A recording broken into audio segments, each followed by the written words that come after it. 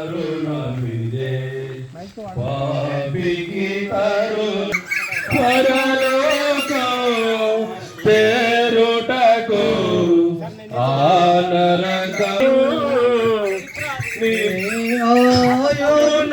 ఆలోచించుము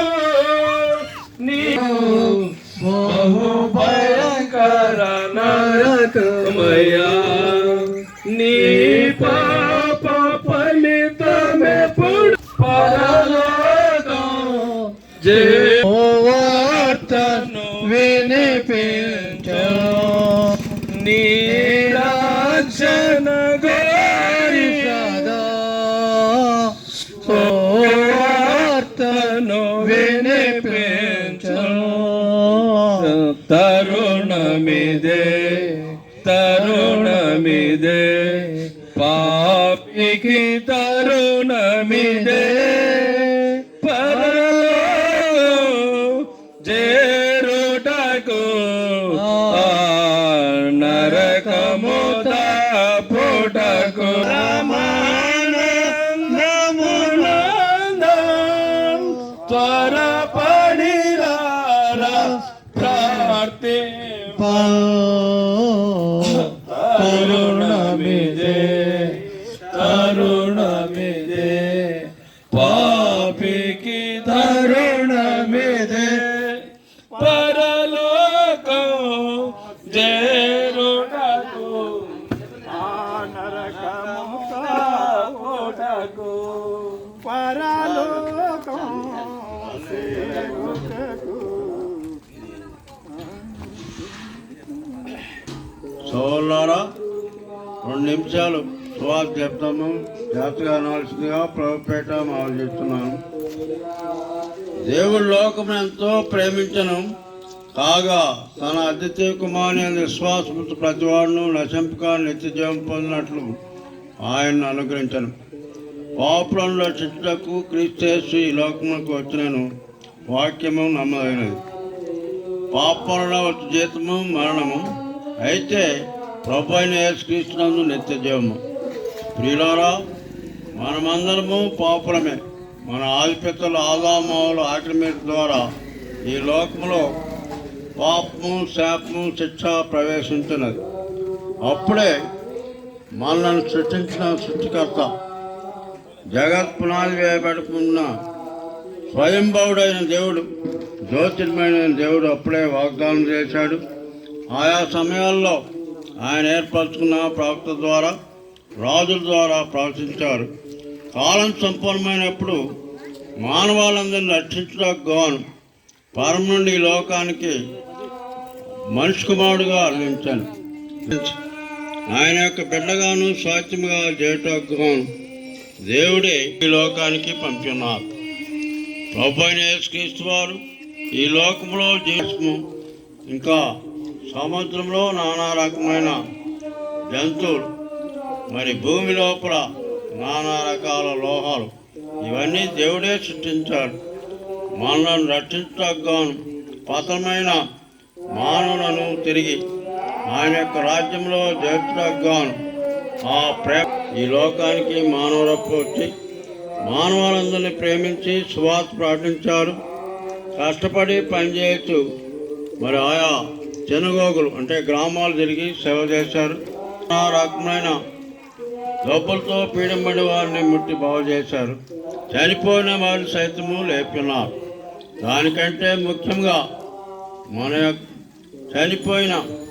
చచ్చిన మనను శాశ్వతంగా రక్షించగాను ఆ ప్రేమమయుడే, ఆ నీతిమంతుడే, ఆ పరిశుద్ధుడే, కృపమయుడే మనందరినీ ప్రేమించి కలవరశుల్లో మనం పొందవలసిన ఉగ్రత, శాపము, శిక్ష మనకు బదులుగా ప్రాణమర్పించారు.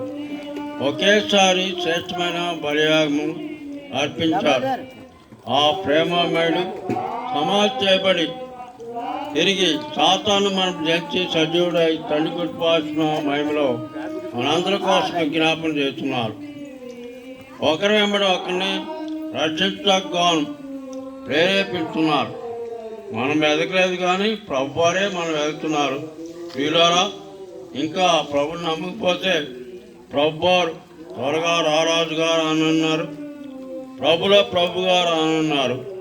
కాబట్టి ఈ క్షణమే జనపాపము కరపాప నిత్యము ప్రభు సన్నిధిలో దుఃఖపడినట్లయితే ప్రభువారు ఆయన సుమారు 2000 సంవత్సరాల క్రితమే మనందరి కోసం కార్చిన అమూల్య రక్తంలో కడిగి శుద్ధీకరించి అంతకుముందు లేనటువంటి ఆనందాన్ని సంతోషాన్ని నిత్యరక్షణ అనుగ్రహించారు. కనుక ప్రభుని నమ్ముకొని ప్రభు యొక్క రాడు కొరకు సిద్ధపడాలని ప్రభుపేట మనవి చేస్తున్నాను.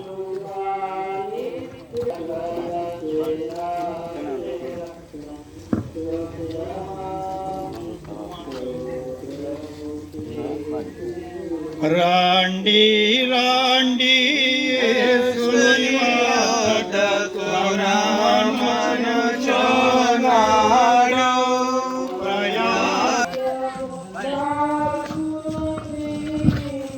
రండి రండి యేసుని వద్దకు రమ్మని చెంతకు పరుగెడి వేగమే ప్రభుని చెంతకు పరుగెడి వేగమే రండి రండి యేసుని వద్దకు రమ్మనుచున్నాడు.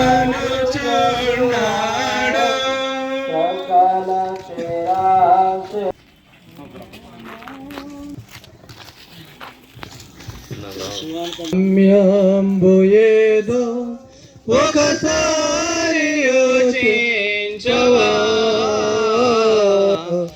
ఈనాడే నీవు ప్రభు యేసు కొరకు యేసు కొరకు నీ హృదయమర్పించవా.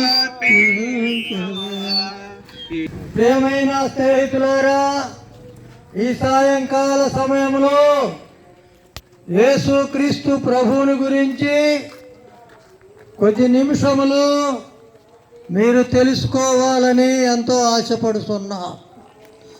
బైబిలులో యేసు ప్రభు చెప్పిన మాట ఏమిటంటే, ప్రయాసపడి భారమును మోసుకొనుచున్న సమస్త జనులారా నా యొద్దకు రండి, నేను మీకు విశ్రాంతిని కలుగచేతును అని చెప్పని యేసుక్రీస్తు ప్రభువు పిలుచుతూ ఉన్నాడు. రోమపత్రికలో ఏ భేదమును లేదు, అందరూ పాపము చేసి దేవుడు అనుగ్రహించు మహిమను పొందలేకపోతున్నారని చెప్పుతూ ఉన్నది. యోహాను సువార్త 1వ అధ్యాయంలో తన్ను ఎందరు అంగీకరించినో అనగా తన నామమునందు విశ్వాసముంచిన వారికి దేవుని పిల్లలవుటకు దేవుడు ఆయన అనుగ్రహించునని ఒక పోలిక తన యొక్క స్వరూపమును ఇచ్చినాడు. మానవుడు తన యొక్క పనుల వలన దేవునిని తెలుసుకోలేనటువంటి ఉన్నాడు, కానీ దేవుని కొరకైనటువంటి సమయము దేవునిని గురించి తెలుసుకోలేకపోతున్నాడు. ప్రయాసపడుతున్నారు. బిడ్డల కొరకై ప్రయాస, ముందు చూపు కొరకై ప్రయాస, ఇదిగో ఈ భూ సంబంధమైన ఆశల కొరకై ప్రయాస. అయితే మానవులు ఈ లోకమును విడిచిన తరువాత ఎక్కడికి వెళుతున్నామో ఆ ప్రయాసను వారు మరచిపోయి ఉన్నారు. ప్రతి మానవుడు తెలుసుకోవలసిన ప్రయాస ఏమనగా, ఇంకా నేను ఎన్ని సంవత్సరములు జీవిస్తాను, ఇంకా నాకు దేవుడు ఎన్ని సంవత్సరములు ఆయుష్ ఇచ్చాడు అని మనము ప్రశ్న వేసుకున్నప్పుడు ఆ ప్రశ్నకు సమాధానము దొరకదు. ఎందుకు దొరకదంటే, మానవ జీవితం అనేది మర్మముతో కూడినది. నీవెప్పుడు చనిపోతావో, నేనెప్పుడు చనిపోతానో మనకు తెలియదు. ఎట్లా చనిపోతామో తెలియదు, ఎప్పుడు చనిపోతామో తెలియదు, ఏ స్థలంలో చనిపోతామో తెలియదు. అదంతా కూడా మనలను సృష్టించిన దేవునికే తెలుసు. మానవుని యొక్క జీవితము మర్మములతో కూడిన జీవితం కనుక ప్రతి మానవుడు దేవుడంటే భయపడాలి. ఎందుకు భయపడాలి అనగా, దేవుడు మనిషికి తన స్వరూపము అనగా కొన్ని దినాలు మాత్రమే ఈ భూలోకములో జీవించి అవడానికి ఆయన మార్గమును ఏర్పరిచినాడు. కనుకనే యేసు ప్రభు అన్నాడు, నేనే మార్గమును, నేనే సత్యమును, నేనే జీవమునై ఉన్నాను అని యేసుక్రీస్తు ప్రభు వారు చెప్పి ఉన్నారు. మార్గము, ఎక్కడికి మార్గము? ఈ రోజులలో మనం బస్సు వెళ్ళాలి, ఏదైనా ఊరు వెళ్ళాలంటే ఆ మార్గము తెలిసి ఉండాలి. అలాగుననే మనము చనిపోయిన తరువాత, ఈ భూమిని విడిచిన తరువాత మనం ఎక్కడికి వెళుతున్నామో ఆ మార్గమును తెలుసుకొనుట ప్రతి మానవునికి అవసరమై ఉన్నది. అది ముఖ్యమైనటువంటి సంగతి. అది ఎందుకనగా ఎక్కడికి వెళ్తామో, చనిపోయిన తర్వాత ఏం జరిగిద్దో అని తెలుసుకోలేకపోతే నిత్య నరకం ఉన్నది. దేవుడు 2 స్థలాలను సిద్ధపరిచాడు. ఒకటి దేవుని రాజ్యం, రెండవది అగ్నిగంధకములతో మండు గుండము.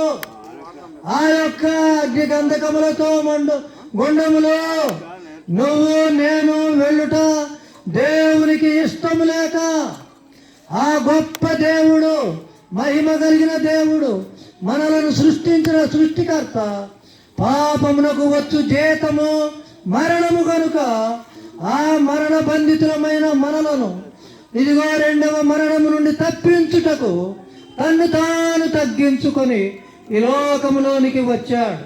ఓ నరరూపిగా వచ్చాడు. మన యొక్క దేహమును ధరించుకున్నాడు. ఆయన రిక్తునిగా చేసుకున్నాడు.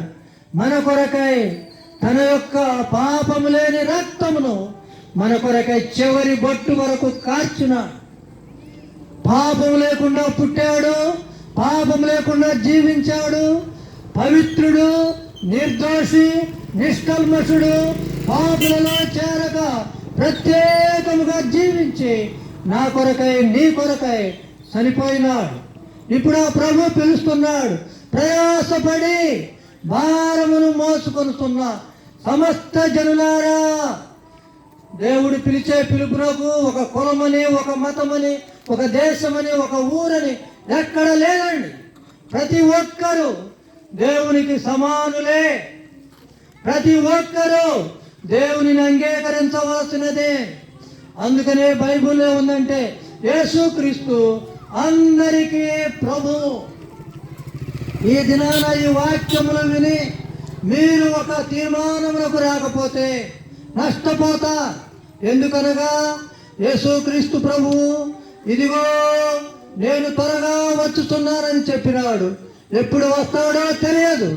ఈ రాత్రే వస్తే మన యొక్క గతి ఏమవుతుంది? ఈ రాత్రి వస్తే మనం ఎక్కడికి వెళుతున్నాం? కనుక ఆలోచన చేయండి ప్రియులారా, ఆలోచించండి. పాపుల రక్షకుడైన యేసుక్రీస్తు ప్రభు దగ్గరకు వచ్చి, ప్రభువా నేను పాపినని ఒప్పుకొని పాప క్షమాపణ పొంది ఆత్మరక్షణ పొందవలసినదిగా మిమ్మల్ని ప్రేమతో బతిమాలుస్తున్నాం. ఆయనకు డబ్బులు అవసరం లేదండి. మనం నోటితో మన పాపములను ఒప్పుకొని హృదయంలో ఆయనను చేర్చుకొని నేడలా పాపి పరిశుద్ధుడిగా తీర్చబడి నరకమును తప్పించుకొని దేవుని రాజ్యములోనికి వెళ్ళుచున్నాడు. అట్టి కృప ఇక్కడ ఉన్న వారందరికీ దేవుడు దయచేయను కాక. ఆలోచించండి. ఒక నిర్ణయమునకు వచ్చి ఇదిగో ప్రార్థనకు వెళ్ళుచు మన జీవితాలు మార్చుకొని పరలోకము రావాలని మిమ్మల్ని అందరినీ ప్రేమతో బతిమాలుచున్నాం.